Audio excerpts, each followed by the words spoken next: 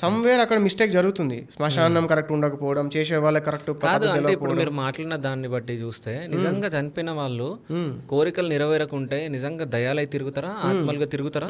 తిరుగుతారు. వాళ్ళ కోరికను బట్టి ఉంటుంది, బలంగా ఉంటుంది.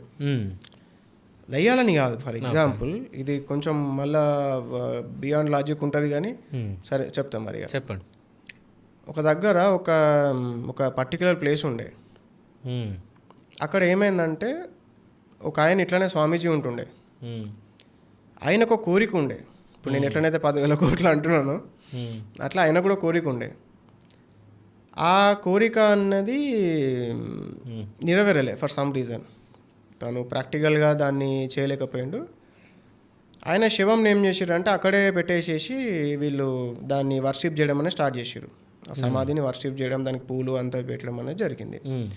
ఆయన ఒక మంచి యోగి అయ్యేసరికి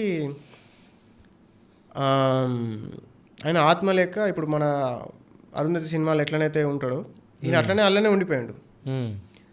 ఉండిపోయి భక్తులు వచ్చినప్పుడు వాళ్ళకి బ్లెస్సింగ్స్ ఇవ్వడం, వాళ్ళకి ఏమన్నా మంచి అయ్యేటట్టు చేయడం, వాళ్ళకి అనుగ్రహం ఇవ్వడం అనుకుంటే అలానే ఆ డబ్బాలు అట్లనే కూర్చొని ఉన్నాడు. ఎప్పుడైతే నేను వెళ్ళి కలిసినో నేను అడిగినా మరి ఎందుకు ఇట్లా ఈయన ఎందుకు ఉన్నారు, ఎక్కడ జరిగింది ఇది?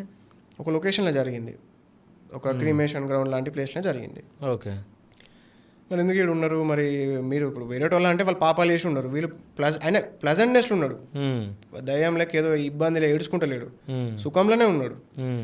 కానీ ఇక్కడ ఏం చేస్తారు మీరు, ఇది కాదు కదా మీరు ఉండాల్సిన ప్లేసు, ఇక్కడ మీకు ఎంతైనా ఇబ్బంది, మరి ఎందుకు అని అంటే ఇప్పుడు నాకు ఇట్లా కోరిక ఉంది అని చెప్పేసి నాకేమన్నాడు, నువ్వు ఈ పని నువ్వు చేసి పెట్టు కదా అని చెప్పి నన్ను అడిగిండు.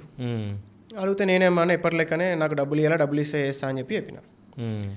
చెప్పగానే ఆయన సైలెంట్ అయిపోయాడు.